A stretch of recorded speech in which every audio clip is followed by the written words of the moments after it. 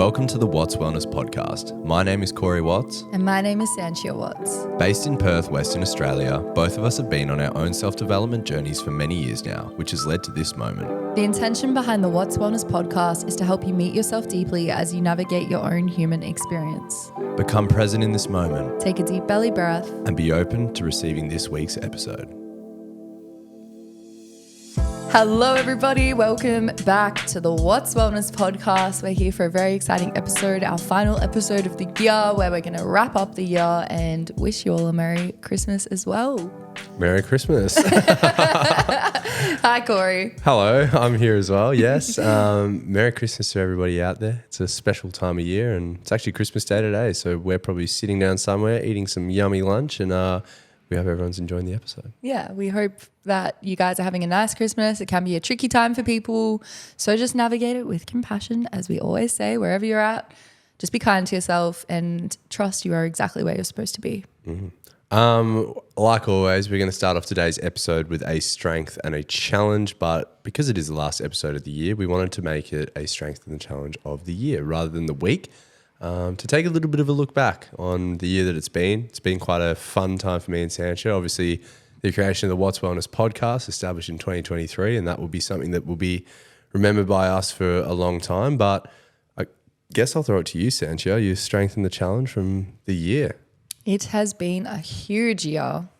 Lots of strengths, lots and lots of challenges too, though.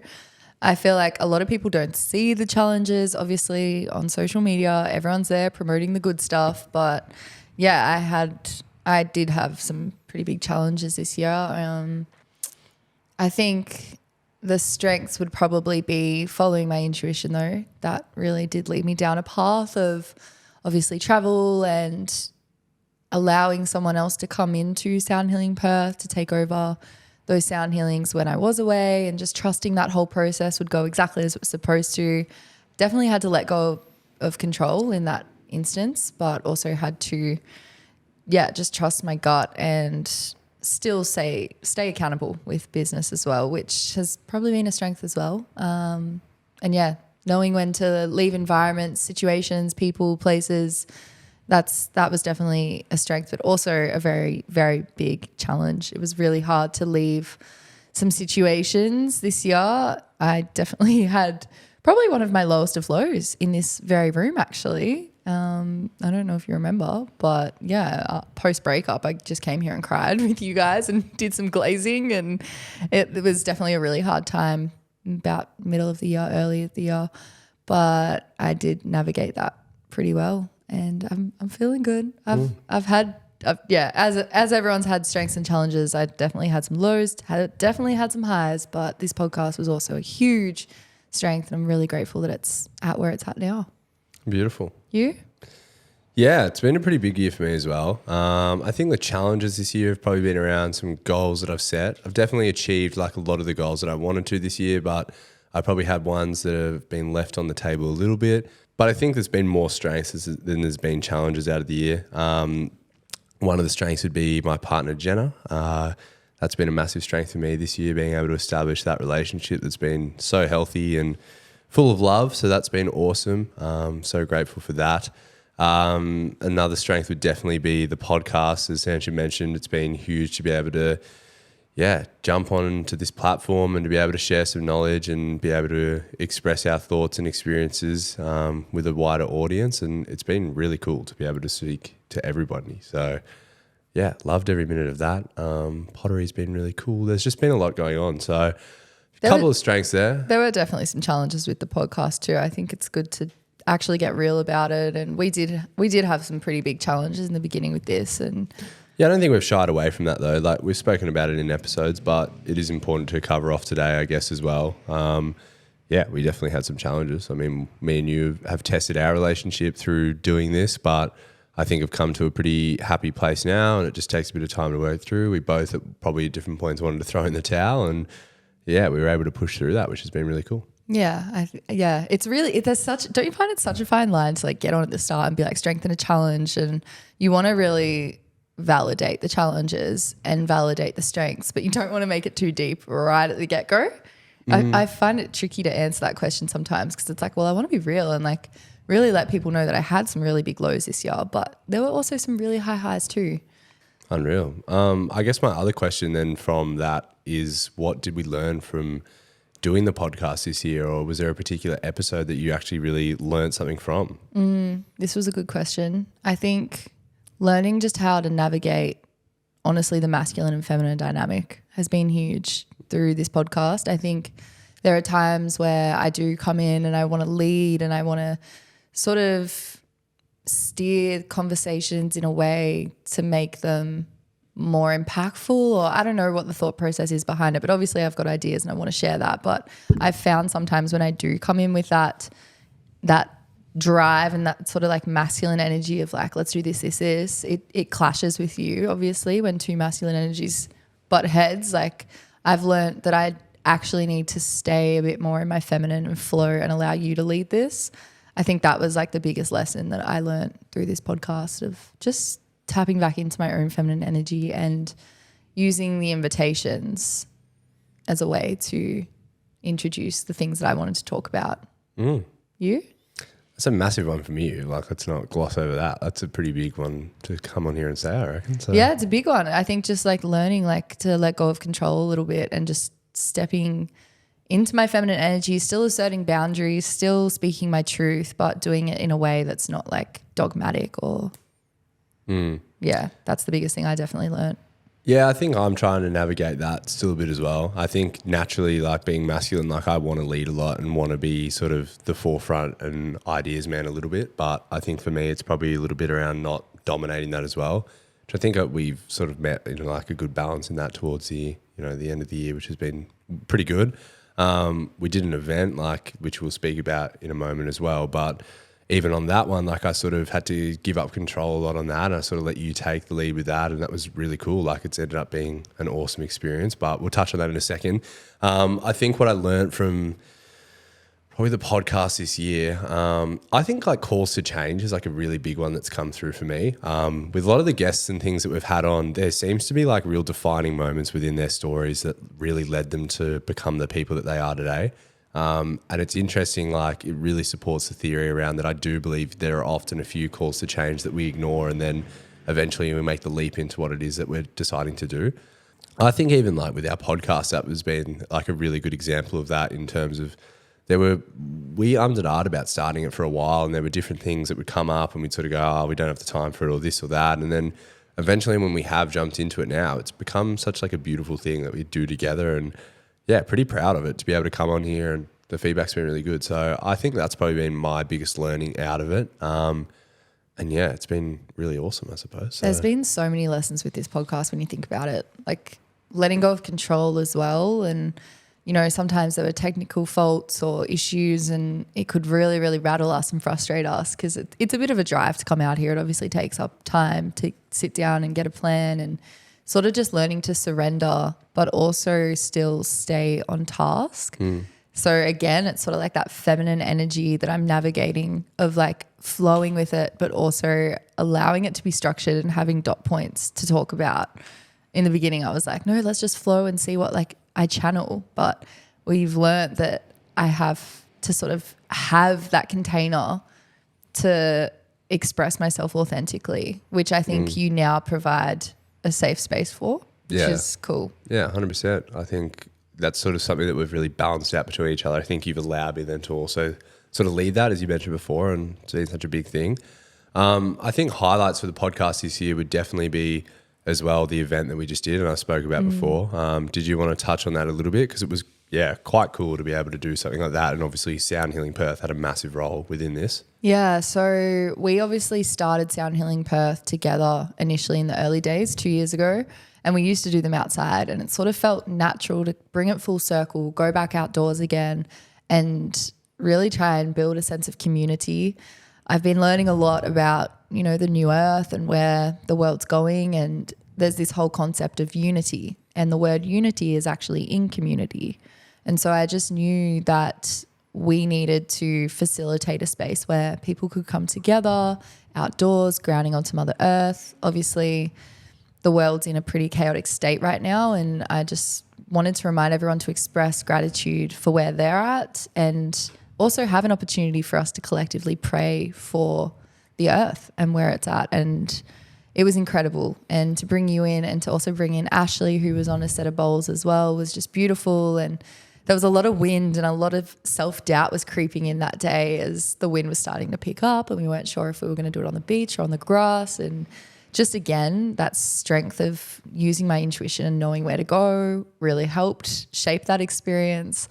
And then, yeah, just having such an incredible turnout of like over 130 people, I think we counted, was just insane. And the feedback was beautiful. And it just reminded me like how beneficial it really is to give back to the community. It was free. You could just come down and people loved it. And it was just the perfect way to conclude Sound Healing Perth and also allow you to step in as well.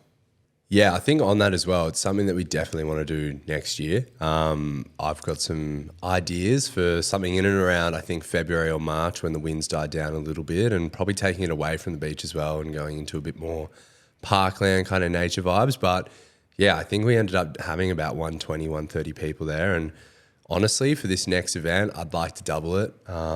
Thinking about getting a little special guest down as well that has been on the podcast too, to do a bit of leading through some stuff at the start. And I've got some ideas. So Sanchia's, I haven't heard about this. You haven't heard about this? I'm dropping it first on the air here and now. Okay. But I think what it showed me was that people really are chasing that community, as you mentioned. And I think, I think the actual sound healing part of it itself was maybe 50, 60%, but 40% of it was honestly the collective of that many people wanting to come together, take a mindful moment out of their day. And I think that was like so powerful in a sense as well. Like you mentioned the wind and the conditions, like I think that was overruled by the fact that people just wanted to come and be somewhere together. And that was just such a highlight. So cool. It was amazing. Thank you to anyone that joined that event. It was just awesome to see the listeners in the flesh as well. Yeah, really cool. And to have some chats and know that there are people out there listening. So we've had some really cool stories lately of people coming up to us, telling us they're listening, and they've put like a tally on the fridge of the 8 elements of wellness, and they tick it off each day and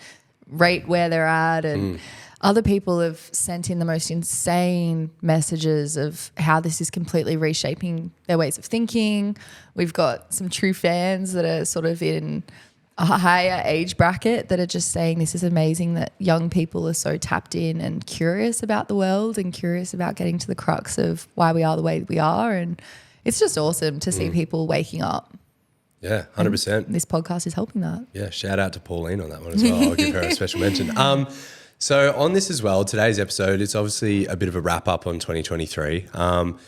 But I would like to acknowledge that I think coming into the end of the year, we all get a little bit hung up on the details, and it gets a little bit overwhelming at times, or we feel a little bit of shame around stuff that we haven't done. So we kind of want to just talk about maybe how to go about it in sort of a good way, in a conscious way that doesn't leave you feeling like you haven't achieved everything you wanted to, or doesn't leave you feeling like a sense of regret.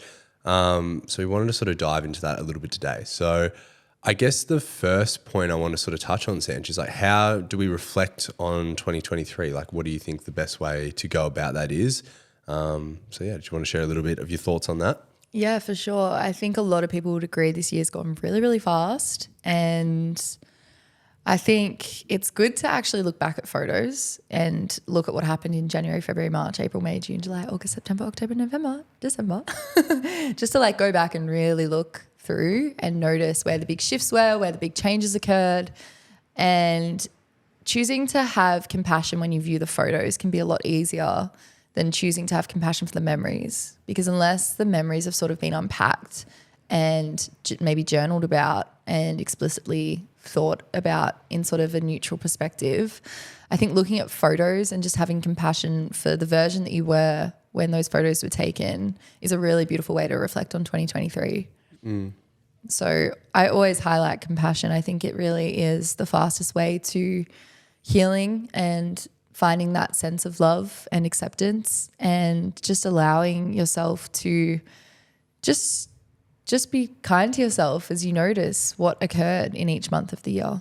Yeah, definitely. I think that's such a good point. I think it's definitely, lessons versus lows a little bit. You want to sort of look at the lows, I guess, as more lessons and just times where there was an opportunity for growth. I mean, we spoke about before, like calls of change, like perhaps throughout the year there have been some calls of change, and in the time you probably didn't realize why that action actually happened, but now you probably look back and go, wow, that actually forced me to sort of take this direction in life, and this is where I'm sort of going now. So it's actually been a real positive. But I think as well, like I'm going to talk a little bit about like a bit of clearing out and stuff in a moment, but it's important as well to recognize that some of those photos and some of those memories, like they may not serve you as well. So I'd recommend like do a bit of a clear out. If there's some stuff in there or there's some times throughout the year that actually triggers you, like, you don't actually need to hold on to it. Like there's a little delete button on your phone and clear it all out. Like get rid of those memories that don't serve you. If there's people or reminders of stuff that, yeah, hey, look, they're memories and stuff. And, some people would say like, oh, but I look on that like positively, and that's great. That works for you. But if there's stuff that just doesn't give you the fondest memories, like you don't need that. Like just delete it out of your phone and get rid of it. Do a bit of a clear out. It's important to,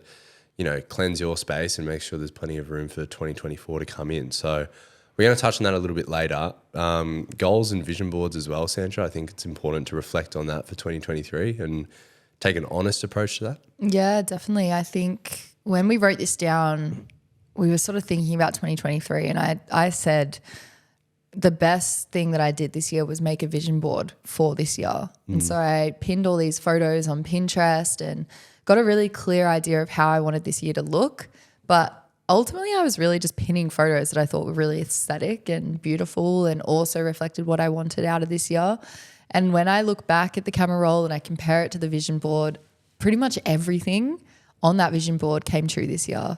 And so when people are setting goals for the new year, making a vision board is an incredible way just to really get clear on the vision.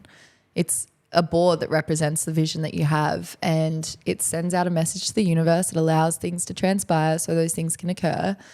And yeah, I think like you just said, clearing out the old really does make space for the new to enter.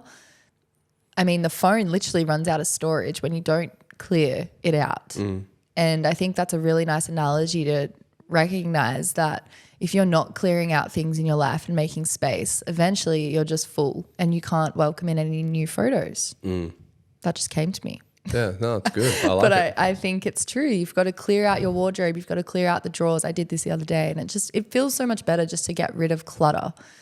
That's a great thing to do coming into the new year. It is the summer solstice, which is the most yang time of the year, and it's an opportunity to really clear out the old so you can welcome in the new. Yeah, definitely. I think as well, like it's important to remember, we're sort of going to get into a little bit around like finishing off 2023 as well, but don't feel like there's all this pressure as well. Like this episode is coming out with 6 days left in 2023, and that's not to make anyone feel like this angst or like this need to get everything done, but I think we get really hung up on like, that the 31st of December and it being this magical time where everything has to set these intentions for the new year. And it's this real habit that like, oh, everything's got to be done. And this is where I'm going to really set my intention for 2024. Like if you need a bit more time or there's still some things that you need to tick off from 2023 before you can move into that sort of new phase of 2024, or maybe there isn't some big transition. Like maybe you set some goals back in November that are going to carry over into February. Like I think it's more a time of the year for reflection rather than really getting in the crux of like, oh, I've got to get everything done by this deadline. I think it's still good to set like an intention for the new year and get into that. But I just don't want people to feel like a pressure or feel like, oh, like they've got to organize all this stuff for Christmas and then all this other stuff for holidays. And oh my God, when am I going to fit in the time to clear out my like life? Like there's time to do that in early Jan and like as you come into even February if you have to. But just don't get super hung up onto that it's all got to be done, by the 31st. Like it's just not how it is.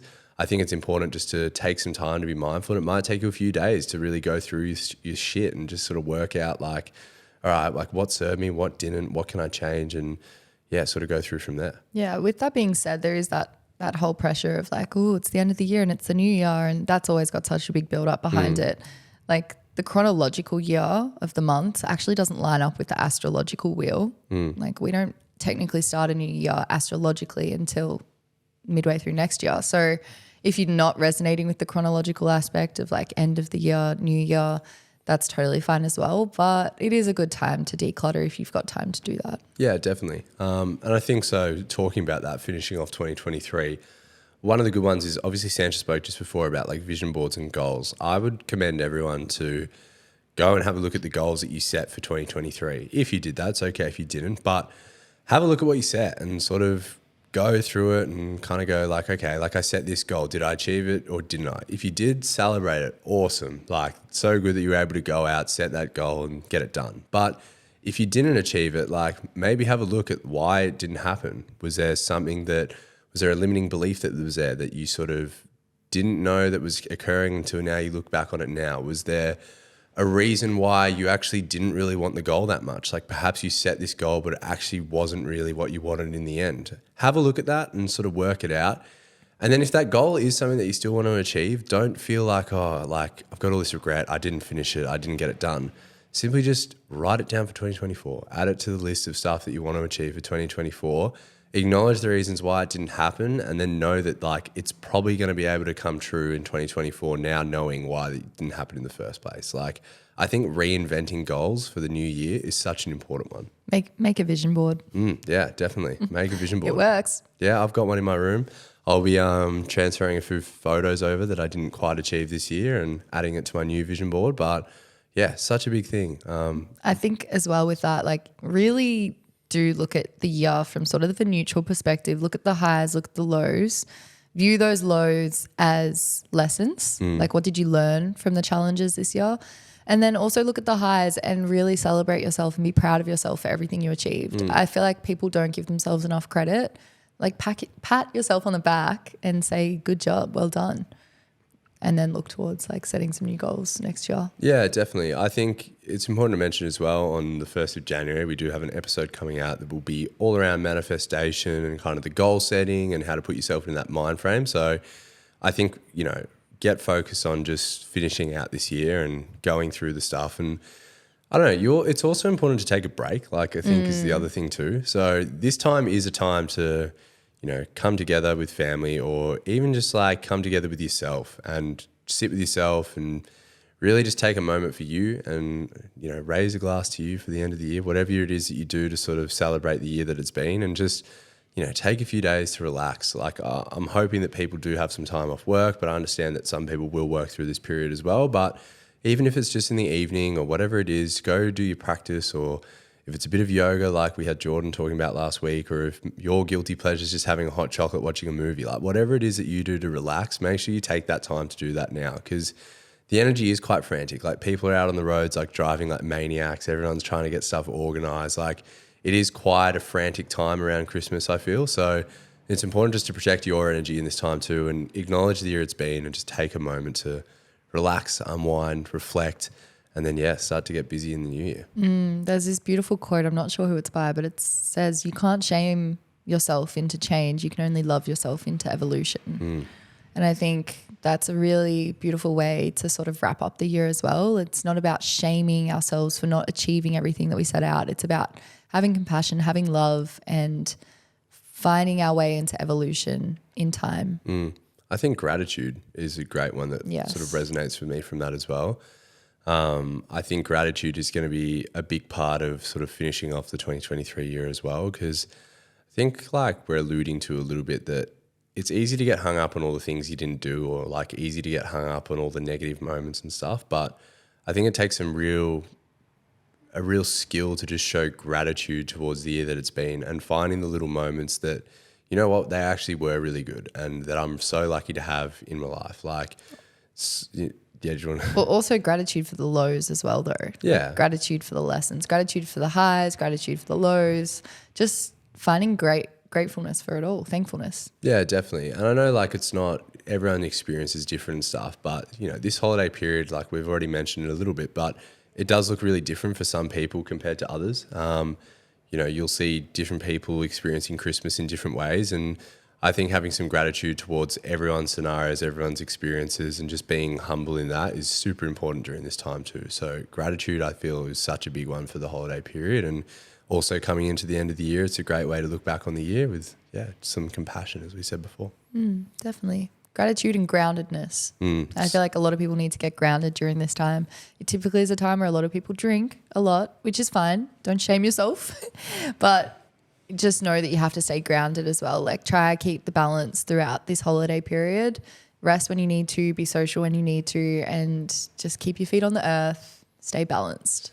The other little like piece of wisdom that I'll offer to people as well for the holidays is just it's called experience versus expectation, or expectation versus experience, which is basically when our expectation is right up here for what Christmas may be or what New Year's Eve may be or the holiday we're about to go on. When the expectation is super, super high and then the experience is, it's about here. It's still really good, but the expectation was high. This gap is going to mean like unhappiness. It's going to mean like we didn't feel like it was what it was supposed to be. Not a lot of gratitude in here.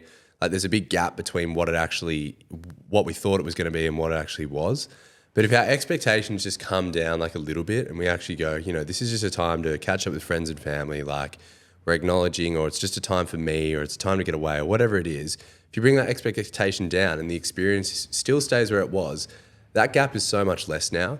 And it actually means like we've actually really enjoyed our time and it's met sort of what it is that we want it to be. So I think just dropping some expectations around Christmas and New Year's and all that sort of stuff can be a real benefit, and just experiencing it for what it is, you'll actually find a lot more happiness in doing that rather than drumming everything up to be bigger than, it's supposed to be. Yeah, absolutely. Yeah, so such an important one as and well. Have fun as well. Yeah, like, it's a time to have fun too.